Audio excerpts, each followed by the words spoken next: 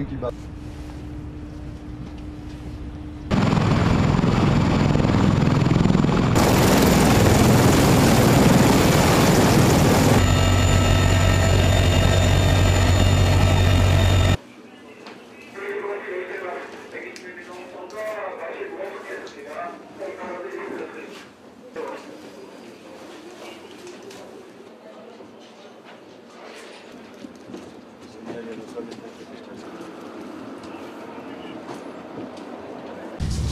რამდენიმე წუთში დადგება ახალი წელი.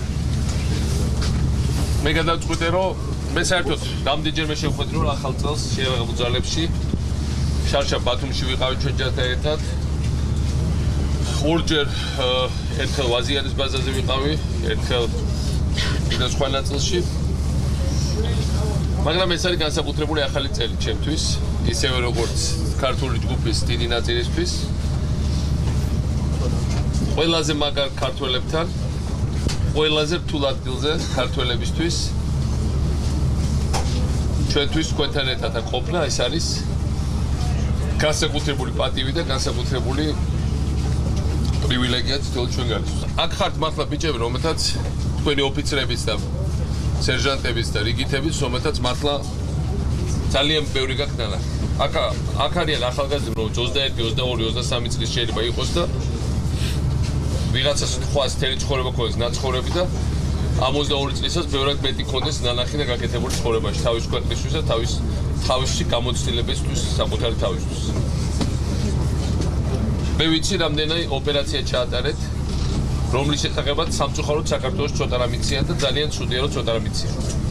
იმიტომ რომ მე მინდა რომ ქართველებმა იცოდნენ რომ ქართველების შორის არის ბევრი გმირი. და არა ვარ ჩვენ რაღაცა ადვილად ხელწამოსაკრავი, ფარჩაკთა და ჯაბანთა ერი. და ეს ძალიან კარგად ჩანს აქ ავღანეთ ჩვენ მებრძოლებს შორის. მე მახსოვს გენერალი პეტრეუსი მეუბნებოდა რომ ქართულ ჯარისკაცებს აქვს განსაკუთრებული ნიჭიერება, განსაკუთრებული უნარები, რაც მე არ მინახიათ ბევრი სხვა ქვეყნის, ბევრად უფრო განვითარებული და დიდი ტრადიციის და მდიდარის ჯარებში. ეს არის ის, რაც ჩვენმა წინაპრებმა გადმოგწეს. ეს არის ის, რაც თქვენი ჯიშის, ჯილაგის, გენის შემადგენელი ნაწილია. ეხლა მე მოხიბლული ვარ, გავიცარით თქვენი ეკიპი სოფო, რომელიც აგერ ავტომატით დადის მუდმივად, თავისი ემოთხით, რომელთაც ერთად ძინავს, სულ და ბალიშთან უდევს. მე მინდა თქვა, რომ თქვენ იცით სოფოს ისტორია, მაგრამ მე მინდა რომ დანარჩება საქართველოსაც იცოდეს. სოფო არის თერჯოლიდან. როგორც და თქვენ მთელი საქართველოდან აქ დაწყებული აფხაზეთიდან დამთავრებული კახეთით, რა თქმა უნდა ყველა სხვა რეგიონით, მათ შორის ულამაზესი იმერეთ და კიდევ უფრო იმერეთის განსაკუთრებული ნაწილი თერჯოლით. სოფოს ძმა შმაგი დაიღუპა 2008 წელს რუსეთის აგრესიის დროს. დაიღუპა იმის გამო, რომ ის ჩაიგდეს ხელთ მტრებმა და აიძულებდნენ უთხრეს, რომ თუ საქართველოს დროშაზე არ იცეკვებდა მას მოკლავდნენ. და მან უარი თქვა, მან არჩია საკუთარი დროშის, ხუჯურიანი დროშის ფეხქვეშ გათევა, რომელსაც დღეს ზოგიერთ ქართველ ალმაცერად უყურებს. შმაგის გადაწყვეტილება იყო ესეთი, რომ მე მოვკვდები მაგ ხუჯურიან დროშაზე არ ვიცეკვებ. მტრის გასახარებლად და მტრის დაკრულზე. და ამისთვის მოკლეს ეს საუკეთესო პატრიოტი საქართველოში.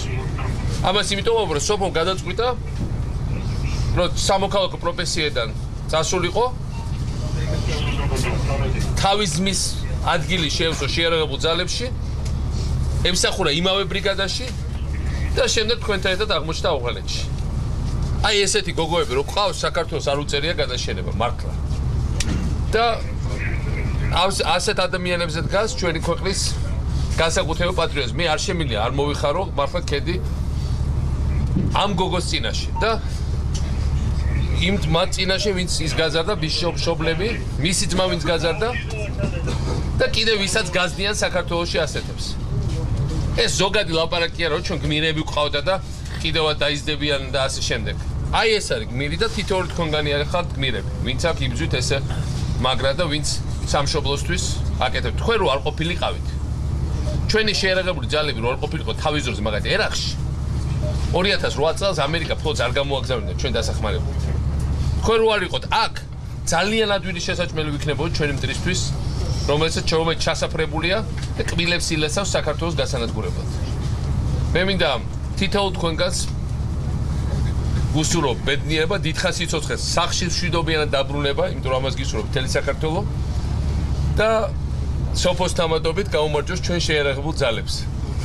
გილოცავთ ახალ წელს და ესწარით მრავალს ბედნიერად, ბიჭებო, აბა თქვენიც. გაგიმარჯოს. გაგიმარჯოს, აბა თქვენიც.